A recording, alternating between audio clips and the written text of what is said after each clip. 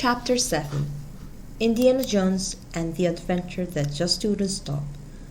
One day in 1977, two bearded men sat on a beach, deep in conversation. Anyone passing by would have thought they were ordinary tourists, enjoying yet another perfect day in Hawaii.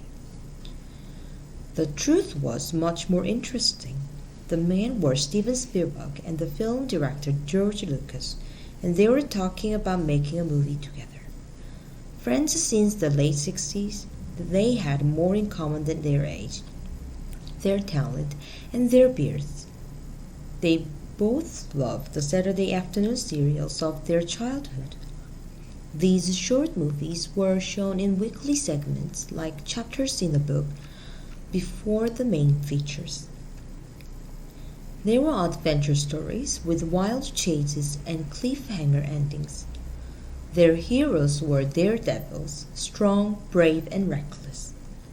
George told Stephen that he'd been thinking about writing a serial-style movie script for a long time. The hero was a treasure-seeking archaeologist who cracked a mean bullwhip and wore a fedora hat.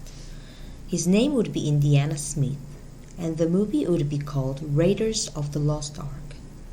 Stephen liked everything but the hero's name. "Well, how about Indiana Jones?" asked George.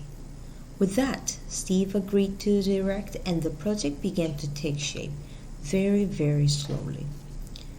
3 years later, after Lucas's Star Wars had passed Jaws as the top grossing film in history, George and Stephen had the screenplay. They even had their Indiana Jones, Harrison Ford, who had played Han Solo in Star Wars. While the new Indy began bullwhip lessons and the costume director tracked down the perfect 1930s style fedora, Stephen planned some of the movie's many action scenes and storyboards. Working on location in the North African country of Tunisia, he filmed quickly with as few takes as possible.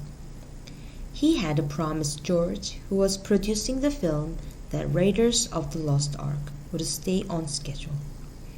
Despite blistering heat, a scene with 7,000 live snakes, including 5 deadly cobras, and another scene with hundreds of tarantulas, Stephen finished almost 2 weeks early. The shoot had been fun, but exhausting. When Raiders opened a few months later, it was a smash, the most successful film of 1981. Because of Indiana Jones, fedoras became popular again. There was a sudden demand for beat-up, indie-style leather jackets, and Steven Spielberg became a household name.